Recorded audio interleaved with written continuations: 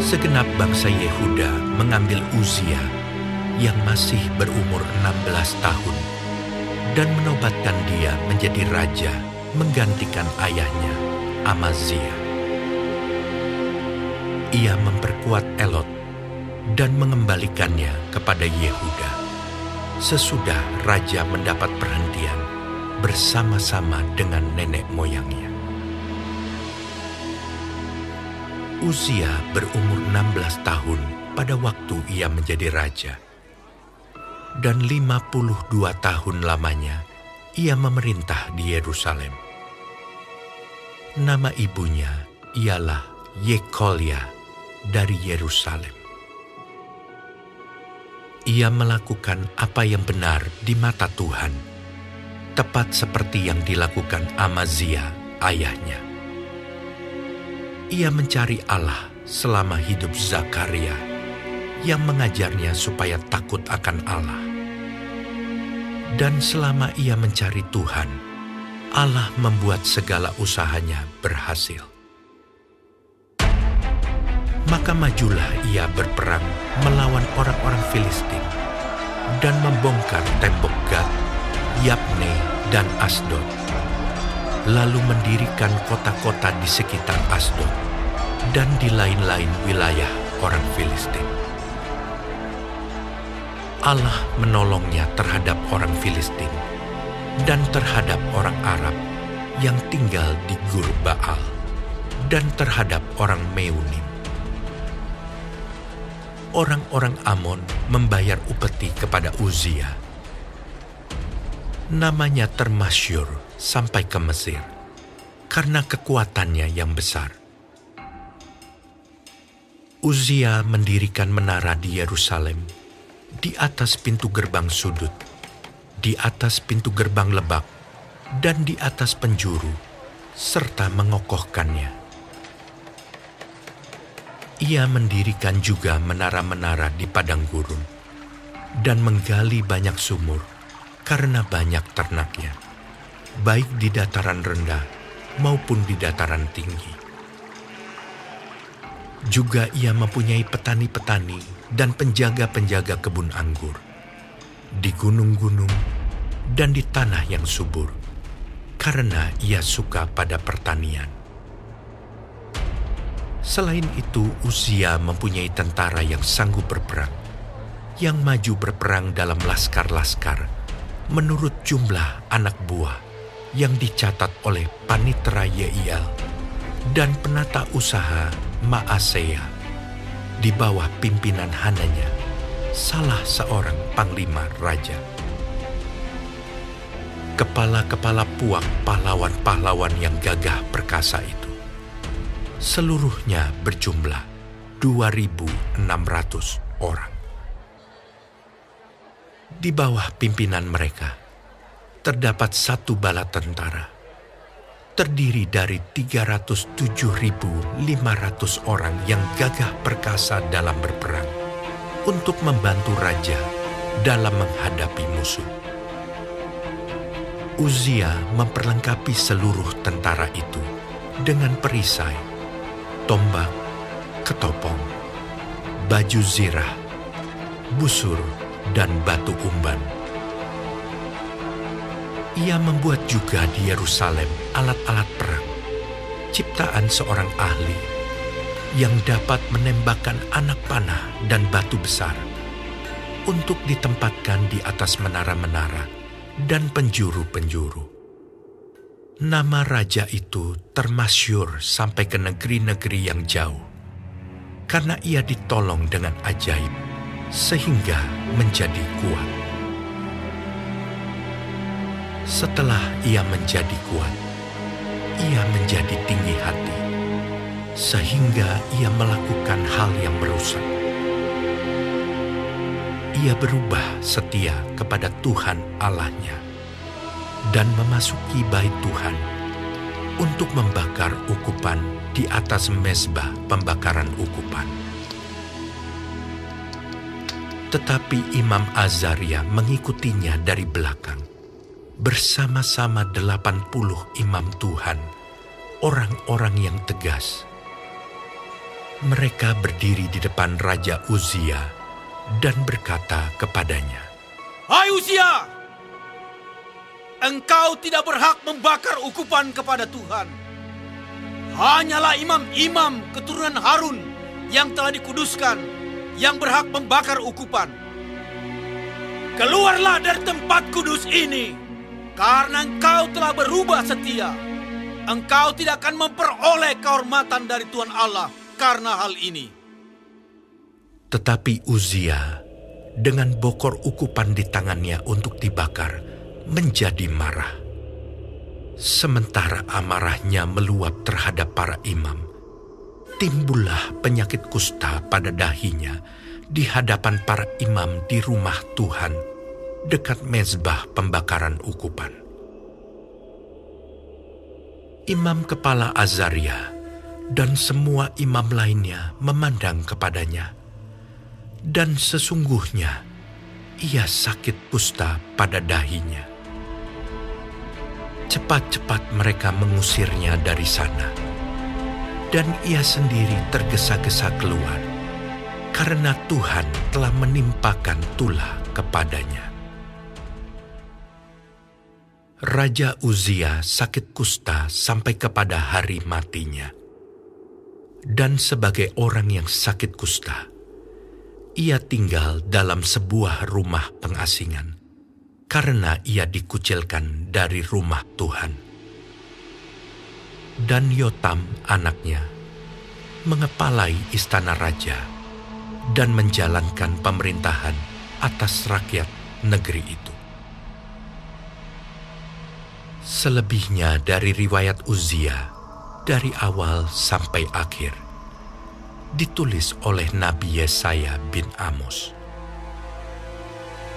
Kemudian Uzia mendapat perhentian bersama-sama dengan nenek moyangnya, dan ia dikuburkan di samping nenek moyangnya di ladang dekat pekuburan raja-raja, karena ia berpenyakit kusta, kata orang.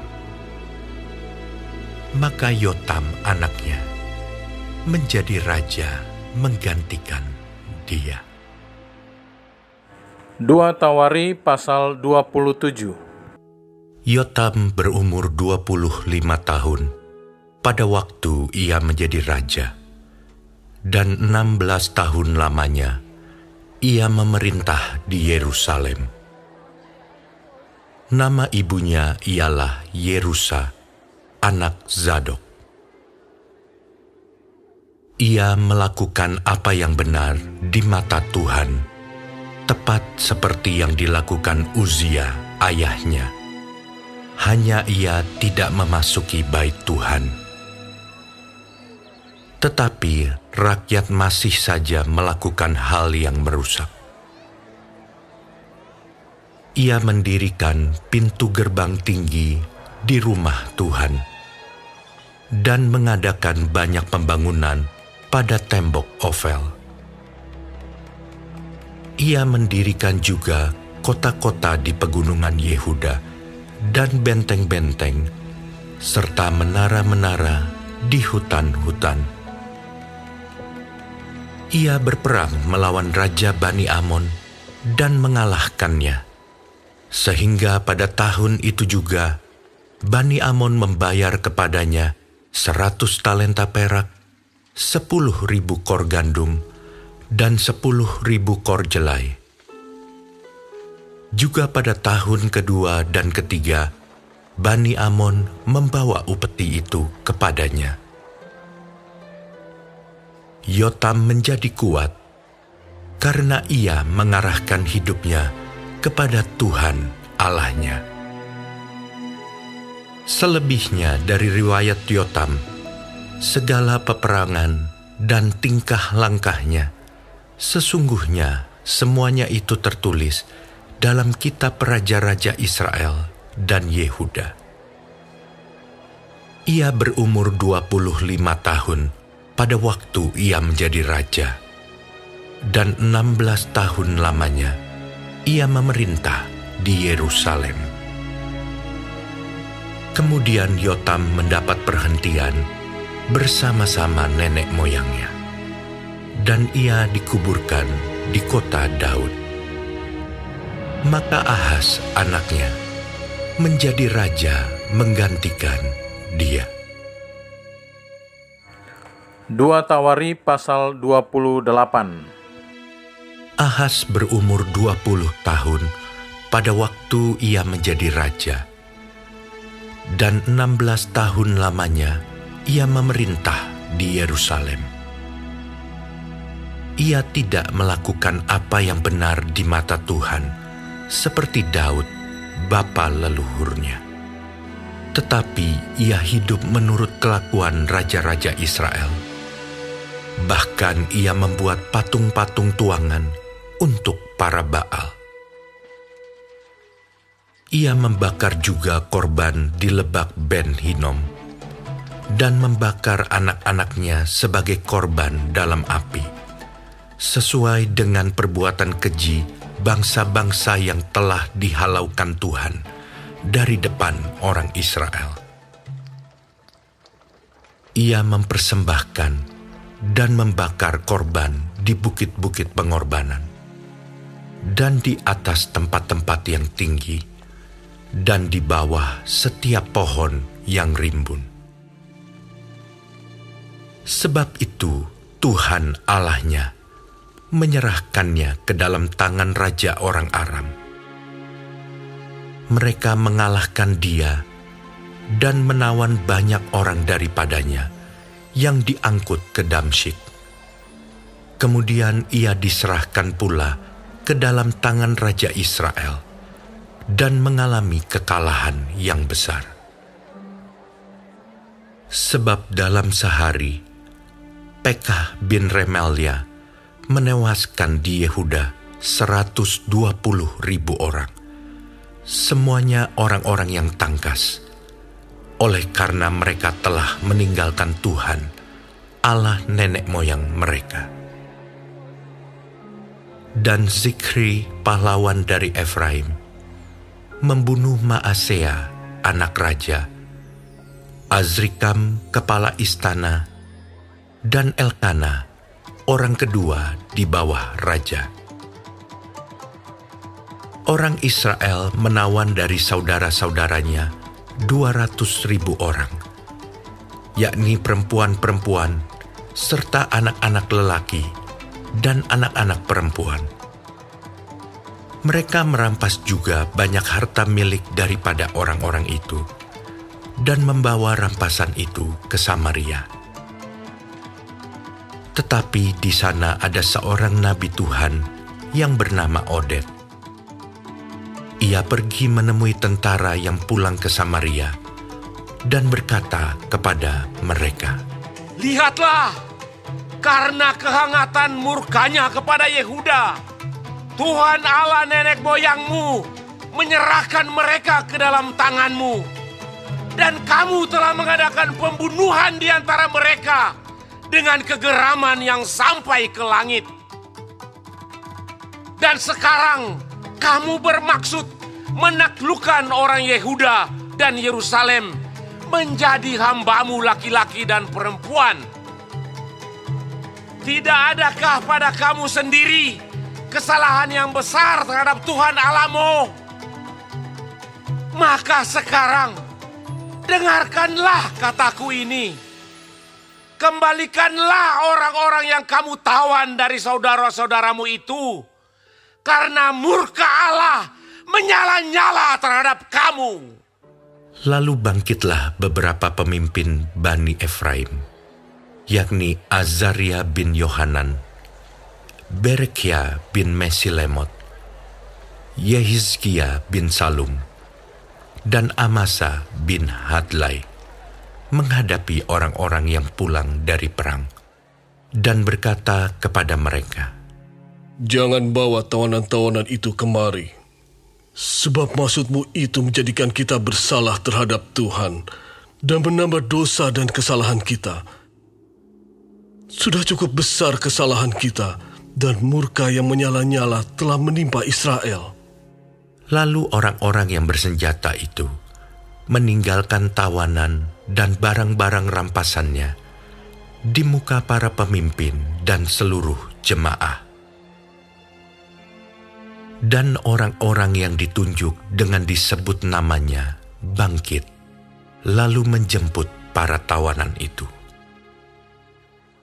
Semua orang yang telanjang mereka berikan pakaian dari rampasan itu.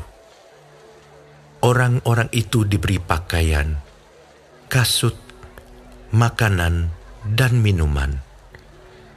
Mereka diurapi dengan minyak, dan semua yang terlalu payah untuk berjalan diangkut dengan keledai dan dibawa ke Yeriko, kota pohon korma, dekat saudara-saudara mereka. Sesudah itu, orang Israel itu pulang ke Samaria.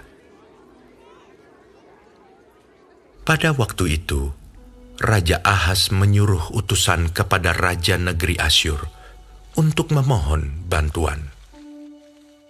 Karena orang Edom telah datang pula dan mengalahkan Yehuda serta mengangkut tawanan-tawanan. Orang-orang Filistin juga telah menyerbu kota-kota di daerah bukit dan di tanah Negeb Yehuda. Mereka pun merebut Bet-Semes, Ayalon, Gederot, Soko dengan segala anak kotanya, Timna dengan segala anak kotanya, dan Gomzo dengan segala anak kotanya, dan menetap di kota-kota itu. Demikianlah Tuhan merendahkan Yehuda oleh karena Ahaz, Raja Israel itu, membiarkan kebiadaban berlaku di Yehuda dan berubah setia kepada Tuhan. Maka datanglah Tilgat-Pilneser, Raja Negeri Asyur kepadanya, hanya bukan membantu dia, melainkan menyesatkannya. Walaupun Ahaz merampas barang-barang dari rumah Tuhan, dari rumah raja, dan dari rumah-rumah para pemimpin, dan menyerahkan semua itu kepada Raja Negeri Asyur, namun perbuatannya itu tidak menguntungkan dia. Dalam keadaan terdesak itu, Raja Ahaz ini malah semakin berubah setia terhadap Tuhan. Ia mempersembahkan korban kepada para allah orang Damsyik yang telah mengalahkan dia. Pikirnya, yang membantu raja-raja orang Aram adalah para allah mereka. Kepada merekalah aku akan mempersembahkan korban, supaya mereka membantu aku juga. tetapi allah-allah itulah yang menjadi sebab keruntuhan bagi dia dan bersama-sama dengan dia bagi seluruh Israel.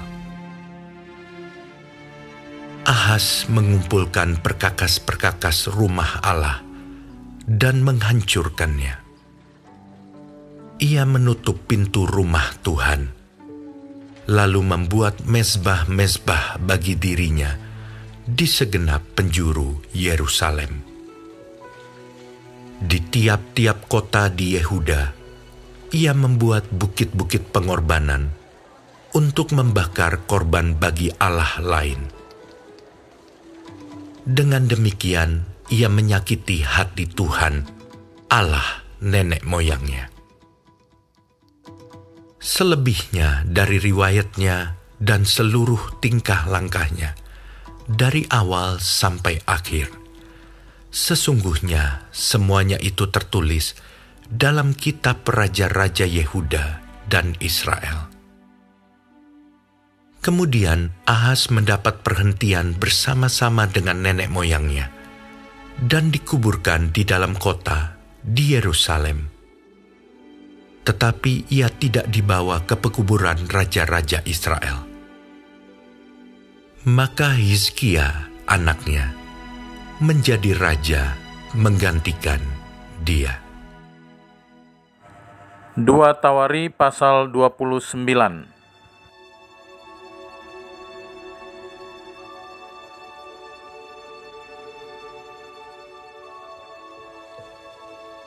Hizkia berumur 25 tahun pada waktu ia menjadi raja.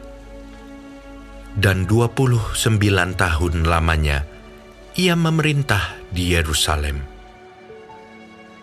Nama ibunya ialah Abia, anak Zakaria. Ia melakukan apa yang benar di mata Tuhan, tepat seperti yang dilakukan Daud, bapa leluhurnya. Pada tahun pertama pemerintahannya, dalam bulan yang pertama, ia membuka pintu-pintu rumah Tuhan dan memperbaikinya. Ia mendatangkan para imam dan orang-orang Lewi dan mengumpulkan mereka di halaman sebelah timur. Katanya kepada mereka, "Dengarlah, hai orang-orang Lewi. Sekarang kuduskanlah dirimu dan kuduskanlah rumah Tuhan Allah nenek moyangmu.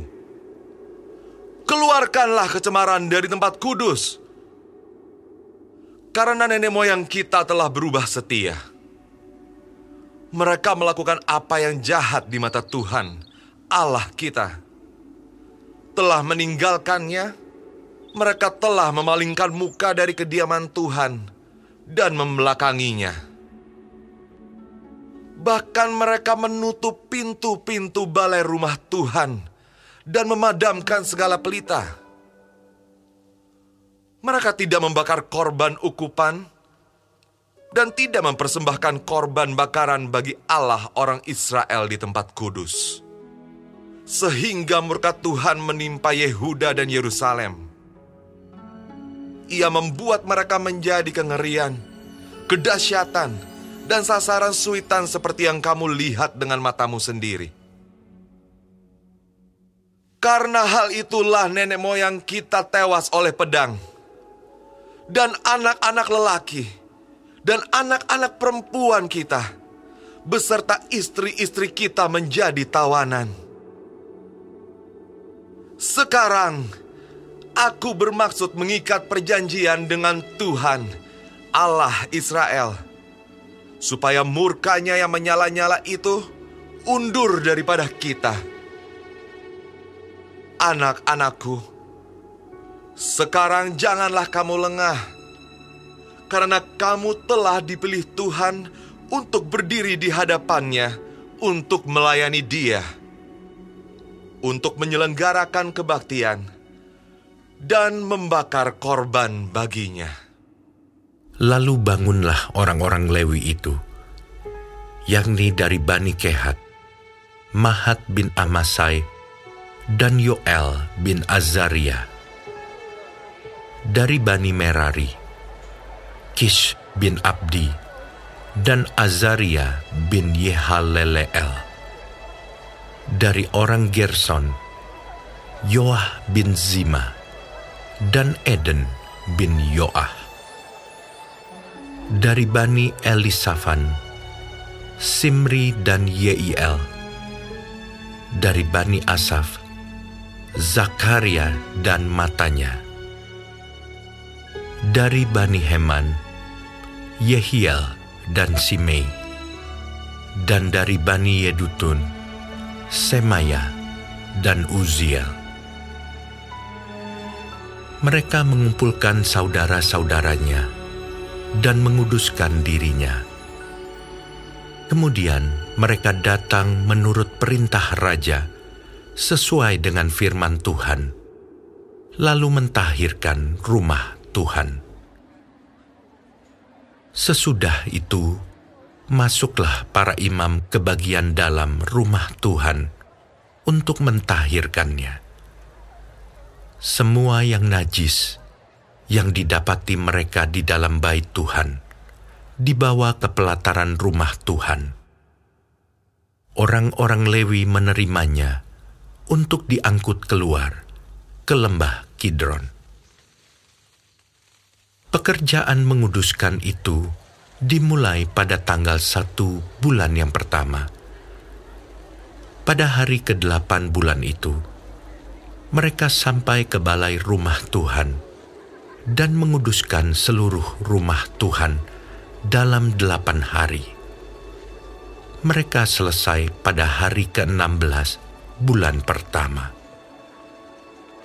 Lalu masuklah mereka menghadap Raja Hizkia dan berkata, "Kami telah mentahirkan seluruh rumah Tuhan, juga mezbah korban bakaran dengan segala perkakasnya, dan meja roti sajian dengan segala perkakasnya, dan segala perkakas yang dibuang Raja Ahaz ketika ia berubah setia pada masa pemerintahannya, telah kami sediakan dan kami kuduskan.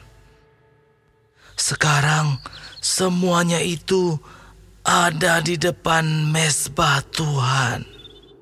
Maka pagi-pagi, Raja Hizkia mengumpulkan pemimpin-pemimpin kota dan pergi ke rumah Tuhan.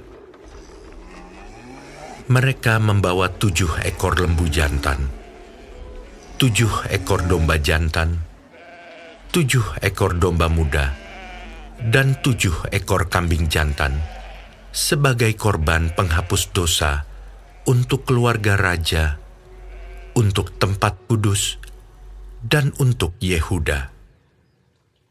Ia memerintahkan anak-anak Harun, yakni para imam, untuk mempersembahkannya di atas mezbah Tuhan. Lalu mereka menyembelih lembu-lembu itu. Para imam menerima darahnya dan menyiramkannya pada mezbah. Kemudian mereka menyembelih domba-domba jantan dan menyiramkan darahnya pada mezbah.